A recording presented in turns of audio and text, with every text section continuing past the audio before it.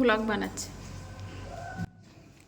অনেক ইচ্ছে ছিল রান্নাঘরটা পুরো কমপ্লিট করে তারপরে রান্না করব, কিন্তু সেটা আর হলো না। এখন সময় নেই, আমার বড় মেয়ের মাধ্যমিক পরীক্ষা সামনে, তো সেই কারণে আমি আর বাড়িতে মিস্ত্রি দিয়ে কাজ করাতে পারছি না এই অবস্থাতে।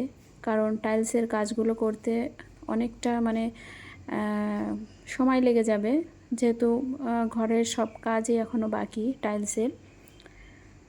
তো পরে পরে করব। আর এই যে রান্নাঘরটা আপাতত এই অবস্থা, দেওয়ালের টাইলসগুলো লাগাতে বাকি।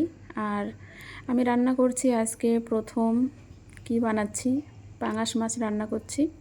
মানে আমার কিচেনটা যে আজকে আমি শুরু করছি, মানে কিচেনে রান্না, তো প্রথমেই আমি রান্না করলাম পাঙাশ মাছের ঝোল। মানে এটা ঝোল হবে না অ্যাকচুয়ালি, এটা হবে মশলা দিয়ে ফ্রাই টাইপের, মাছ ফ্রাই।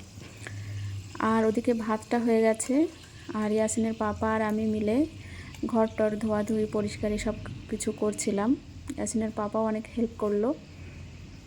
এই যে পুরো বারান্দাটা ধোয়া হয়েছিল, কারণ প্লাস্টারের কাজ হওয়ার পরে সিমেন্ট বালি লেগেছিল চারিদিকে, সেগুলো ভালো করে না ধুলে হচ্ছিল না। এই যে বাদামের প্যাকেটটা, এটাও ফ্লিপকার্ট থেকে নিয়েছিলাম, বেশ ভালো কোয়ালিটি সম্পন্ন। আর তোমাদের ধীরে ধীরে সব বলবো এই যে আমি কি পাথর লাগিয়েছি, এটার কত দাম বা কেমন কি। আর এই যে লতাটা, এটা ইয়াসিনের পাপার পছন্দের ছিল। তো ডিটেলস ভিডিও সব কিছুই বলবো।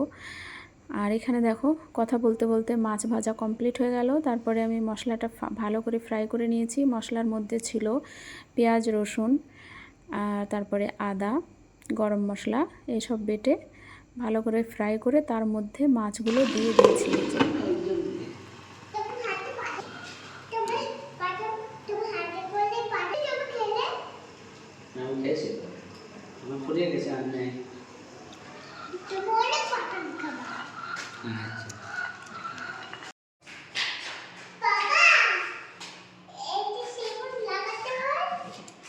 ওটা ওখানে রেখে দাও, ওটা পেলে লাগাবো, ওখানে রেখে